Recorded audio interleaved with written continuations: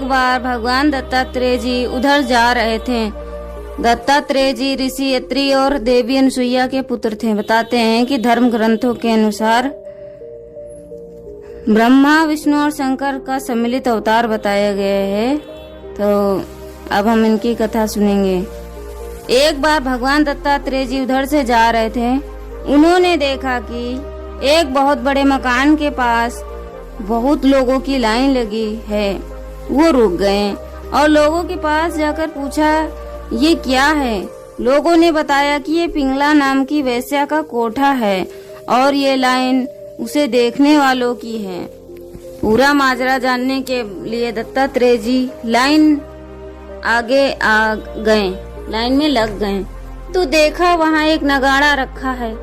उन्होंने फिर से लोगों से पूछा, ये क्या है? लोगों ने बताया, इस नगाड़े पर एक चोट मारने के 100 मुद्राएं देनी पड़ेंगी, जिसके फलस्वरूप आप सिर्फ पिंगला को दूर से देख सकते हो।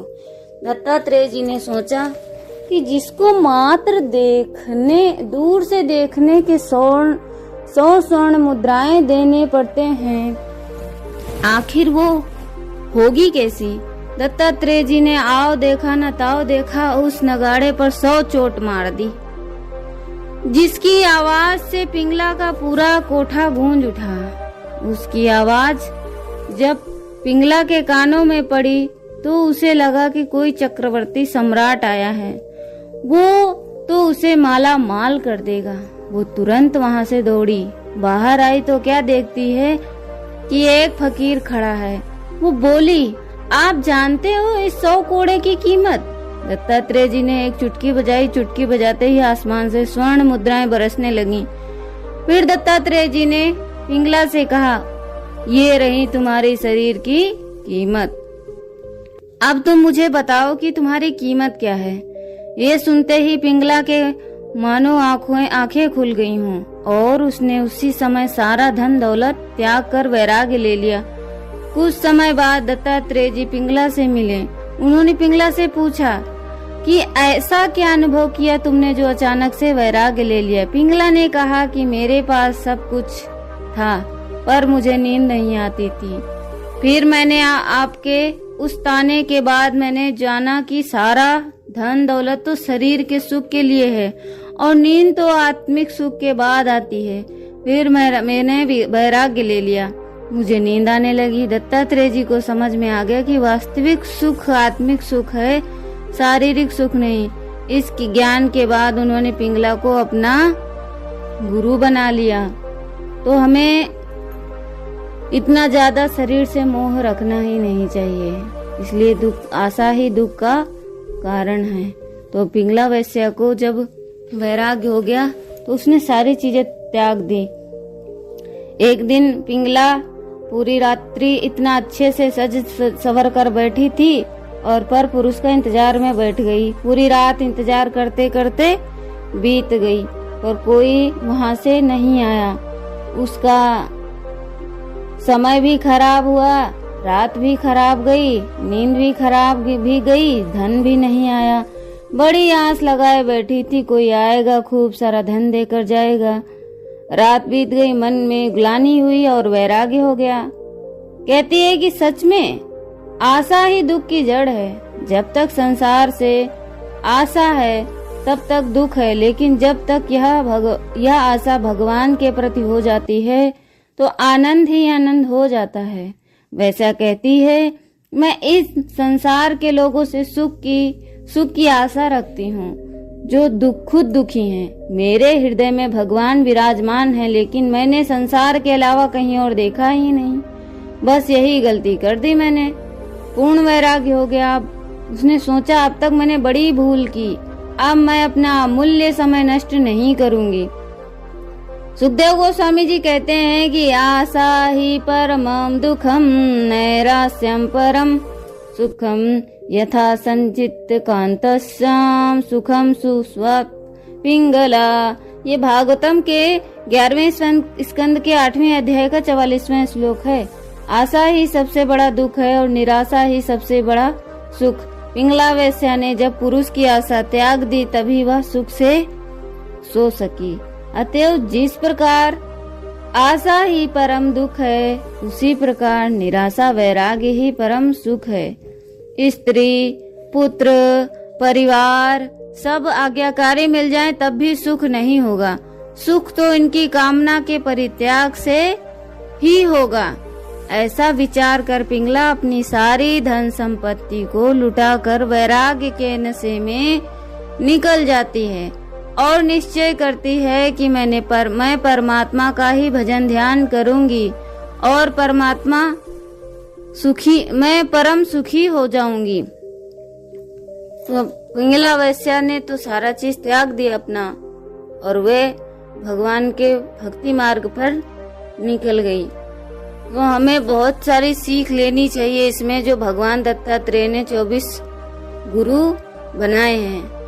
तो ये भागवतम के 11वें स्कंद के 8वें अध्याय के 38 श्लोक से लेकर 40 श्लोक तक वो क्या बता रहे हैं भगवान कि अवश्य, तो वो पिंगला वैसे कहती अवश्य मुझ पर आज भगवान प्रसन्न हुए हैं, अन्यथा मुझ अभागिनी को ऐसे क्लेश उठाने नहीं पड़ते जिससे वैराग्य होता है। मनुष्य वैराग्य के द्वार ही सब बंधनों को काटकर शांति लाभ करता है। अब मैं भगवान का यह उपकार आदर पूर्वक सिर झुकाकर स्वीकार करती हूँ और विषय भोगों की दुराशा छोड़कर उन परमेश्वर की शरण ग्रहण करती हूँ। अब मुझे प्रारब्धानुसार जो कुछ मिल जाएगा उसी से निर्वाह कर लूंगी, संतोष तथा श्रद्धा के साथ रहूंगी। मैं अब किसी दूसरे की ओर ना ताककर अपने हृदयेश्वर आत्म स्वरूप प्रभु के साथ ही विहार करूंगी। तो पिंगला वैश्य से हमें शिक्षा लेनी चाहिए और भगवान दत्तात्रेय ने जो 24 गुरु बनाए हैं उनसे भी बहुत कुछ सीख लेना चाहिए कि वैश्या कैसे एक भक्त बनी। बहुत अच्छी कथा है और इसको सुनना चाहिए और इसको अपने जीवन में जरूर उतारना चाहिए, क्योंकि जीवन में अगर हमने कुछ शिक्षा नहीं ली तो हमारा जीवन व्यर्थ है। इसलिए हमें हमेशा जीवन में कुछ ना कुछ सीख लेना चाहिए और हमें भगवान के प्रति शरणागत रहना चाहिए, जिससे भगवान हम पर कृपा करुणा करते हैं। और हो सकता हो कि हमारा ये अंतिम जीवन हो, यही सोचना चाहिए कि अब हम अगर भगवान की सेवा करेंगे, गुरु प्राप्त होंगे, तो हमें इस 84 लाख योनियों में भटकना नहीं पड़ेगा। तो पिंगला ने बहुत ज्यादा लोगों से इच्छाएं व्यक्त की, इसलिए उसको दुख भोगना पड़ा, क्योंकि वो रात भर सोई नहीं कि अब कोई आएगा, पुरुष आएगा उसको बहुत सारा धन देकर जाएगा। इसलिए वो सज धज कर बैठ गई, पर वहां पे कोई भी नहीं आया। इसलिए कहते हैं ना कि आशा मत करो किसी से। और पिंगला तो बहुत लालची थी, उसको पुरुषों के साथ में समय बिताना बहुत अच्छा लगता था और उसने जब धन की चाहत की फिर वो उदास भी हो गई। तो हम ये 24 गुरु से बहुत शिक्षा ले सकते हैं, इसलिए दत्तात्रेय ने 24 गुरु बनाए हैं। पिंगला कहती है कि वह अच्युत सभी जीवों का मित्र है, भगवान को कह रही है। वह सभी को सबसे प्रिय है, ब्रह्मांड का नियंत्रक भी है। वह सदा स्थायी है, सदा चैतन्य परम आनंद भी है। मेरे भीतर रहता, मैं उसके प्रति समर्पित होकर और उसकी शरण लेकर उसे अपने साथ खरीद लूंगी तो और आनंद मनाऊंगी, जैसे मैं श्री महालक्ष्मी का भगवान के साथ रहती हैं। यदि भगवान को परम चित्त अनंत स्वरूप है तो इसी मानव शरीर में विद्यमान ना हो तो कोई इस शरीर की ओर देखेगा। वह परम चित्त आनंद स्वरूप ही है, जो व्यक्ति को समय समय पर उचित सलाह देता है। इसलिए मैं अपना शरीर उस परम सत्ता को, जो सबको प्रिय है, जो सबका घनिष्ठ मित्र है, जो नियंत्रक है, पूर्ण समर्पण कर रही हूँ। श्री लक्ष्मी स्वयं उनके प्रति समर्पित दिया। चाहे मनुष्य हो या दैवीय व्यक्तित्व, वे सभी एक शुरुआत और अंत के अधीन हैं, बिना किसी स्थायित्व के शाश्वत समय के नियंत्रण में हैं।